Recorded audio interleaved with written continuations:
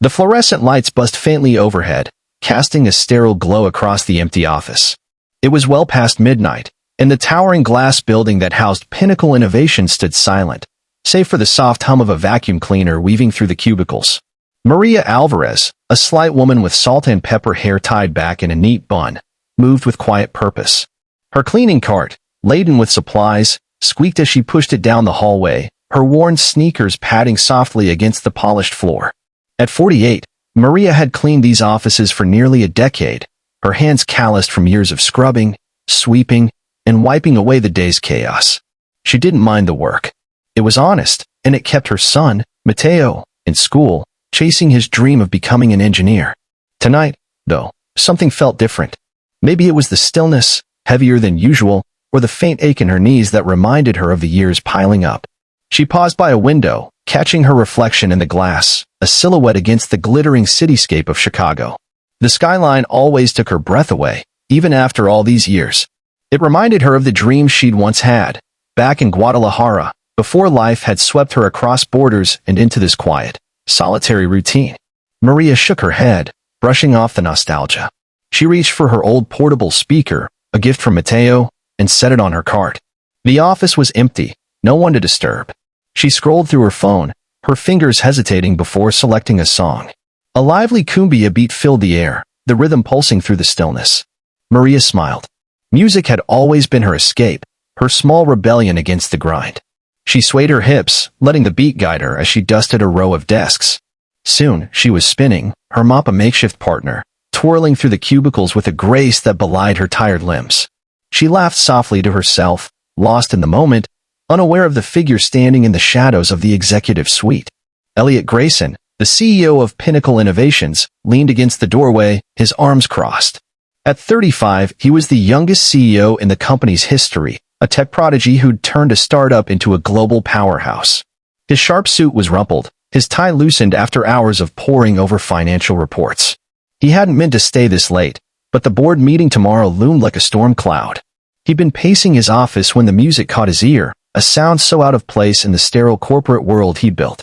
Curious, he'd followed it, expecting a rogue employee or a security breach. Instead, he found her. Maria spun again, her laughter echoing faintly, and Elliot's lips twitched. There was something disarming about her joy, so unguarded and pure. He'd seen her before, of course, one of the cleaning staff who slipped in and out like ghosts. But he'd never really seen her until now. Her name tag glinted under the lights, Maria. He watched as she danced, her movements fluid and unself-conscious, transforming the mundane into something almost magical. For a moment, he envied her, this woman who found joy in a mop and a song, while he drowned in spreadsheets and shareholder demands. Maria's song ended, and she paused, catching her breath. She switched off the speaker, the silence rushing back like a tide. She didn't notice Elliot as she resumed her work, wiping down a conference table with methodical care. He stepped back into the shadows, his mind racing. He could have left then, returned to his reports, but something held him in place.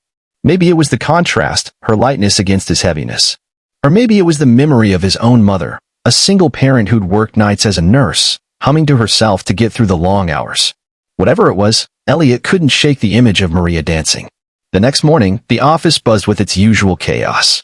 Employees streamed in, clutching coffee cups and laptops, their voices overlapping in a symphony of deadlines and deals. Maria was long gone, her shift ending at dawn. She was back in her small apartment in Pilsen, cooking breakfast for Mateo before he rushed off to his engineering classes at the community college. She didn't know that Elliot had spent the rest of his night thinking about her, or that he'd pulled up the cleaning staff's records, searching for her file. Maria Alvarez. Hired 9 years ago. No complaints, no absences. A model employee, invisible to most. Elliot leaned back in his chair, staring at her employee ID photo, a serious expression, her dark eyes steady. He wondered what made her dance, what kind of life she led outside these walls. He wasn't sure why it mattered, but it did. Over the next few weeks, Elliot found himself lingering in the office late, hoping to catch another glimpse of Maria. He didn't know what he was looking for, maybe just that spark of joy again.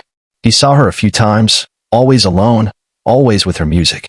She never noticed him, and he never announced himself. It felt intrusive, somehow, to interrupt her private world. But he started noticing other things, the way she'd leave small notes for employees about misplaced items, the the way she'd arrange pins neatly on desks, the way she'd hum even when the speaker was off. Small acts of care that no one else seemed to see. One night, as Maria cleaned the break room, she found a wallet tucked under a chair. Black leather, worn but expensive. She opened it, not out of curiosity but to find an ID. Elliot Grayson. Her heart skipped. The CEO. She'd never met him, but his name was a constant hum in the office, whispered in awe or frustration, depending on the day. She slipped the wallet into her cart, intending to drop it at security. But as she pushed her cart toward the elevator, she noticed a folded piece of paper that had fallen out. She picked it up, hesitating. It was a handwritten note, scrawled in hurried ink. Asterisk, call mom. Tell her you're okay. Asterisk. Maria frowned. It was such a human thing, so ordinary, from a man who seemed larger than life. She tucked the note back into the wallet and left it with security, but the words stayed with her. She wondered about this Elliot Grayson, who carried reminders to call his mother. She wondered if he was as untouchable as he seemed. Elliot found the wallet on his desk the next morning, the note still inside. Security mentioned a cleaner had turned it in Maria. He felt a pang of something he couldn't name. Gratitude, maybe, or curiosity deepening into something more. He started asking around, discreetly. The facilities manager spoke highly of Maria. She's the best we've got. Never complains, always goes the extra mile. A few employees mentioned her kindness, how she'd once stayed late to help a stressed intern find a lost report, how she'd brought homemade tamales for the night staff during the holidays. Small stories, but they painted a picture of a woman who gave more than her job required. Elliot's life was a world apart from Maria's. He lived in a sleek penthouse downtown, drove a Tesla, and dined with investors at restaurants where a single meal cost more than Maria's weekly pay. But he hadn't always been this way. He'd grown up in a small town in Indiana, raised by a mother who worked double shifts to keep the lights on. Success had pulled him far from that life, but watching Maria stirred memories he'd buried, memories of sacrifice, of love that asked for nothing in return. One evening, as Maria cleaned the executive floor, her phone buzzed. It was Mateo, his voice tight with worry. Ma, the scholarship didn't come through. I don't know how we're going to cover next semester. Maria's heart sank. She'd been counting on that scholarship to ease the burden. Her savings were thin, stretched between rent, bills, and Mateo's textbooks. She told him not to worry, that they'd figure it out, but her voice trembled. After the call, she sat on a bench in the break room, staring at her hands. The music stayed off that night. Elliot, working late again, overheard her conversation through the open door. He didn't mean to eavesdrop, but her words hit him hard. He knew what it was like to stare down an uncertain future, to feel the weight of a dream slipping away. He thought about intervening, about writing a check or pulling strings, but he stopped himself. Maria didn't seem like someone who'd want charity. She had pride, the kind that shone through her work, her dancing. Instead, he did something small. He left a note on her cart the next night. Anonymous. Asterisk, you make this place brighter. Thank you. Asterisk. Maria found it during her shift, her brow furrowing as she read it. She looked around, half expecting a prank, but the office was empty. She tucked the note into her pocket, a tiny warmth spreading in her chest. It was the first time in years anyone had acknowledged her beyond a curt nod. The notes continued, appearing every few nights. Your hard work doesn't go unnoticed. Keep dancing. It's beautiful. Maria didn't know who left them, but they became a quiet comfort, a reminder that someone saw her. She started dancing again, her movements lighter, as if the notes had loosened something inside her. Meanwhile, Elliot was grappling with his own challenges. The board was pushing for layoffs to boost profits, a move he'd resisted for months. Pinnacle was thriving, but the pressure to optimize was relentless. He spent sleepless nights weighing numbers against names, profits against people. Maria's file was on the list, her role deemed replaceable by the consultants. The thought made his stomach twist. She wasn't just a name on a spreadsheet. She was the woman who danced, who turned in wallets, who left notes for others without expecting anything back. One night, as Maria cleaned the boardroom, she found a stack of papers left behind after a meeting. She didn't mean to read them, but a bolded word caught her eye: layoffs. Her breath caught as she scanned the page. Her name was there, along with dozens of others, janitors, assistants, entry-level staff. The document outlined cost-saving measures, cold and clinical. Maria's hand shook as she set the papers back in place. She thought of Mateo, of the tuition due, of the life she'd built on this job. She didn't cry, she wasn't the type, but her steps were heavier as she finished her shift. Elliot, working late again, saw her leave the boardroom. Her face was composed, but her eyes were distant, and he knew she'd seen the document. Guilt gnawed at him. He hadn't made the final call yet, but the board was leaning hard. He wanted to say something, to explain, but how could he? He was the CEO, the one with power, and she was Maria, the cleaning lady who danced. The next day, Elliot called an emergency meeting with the board.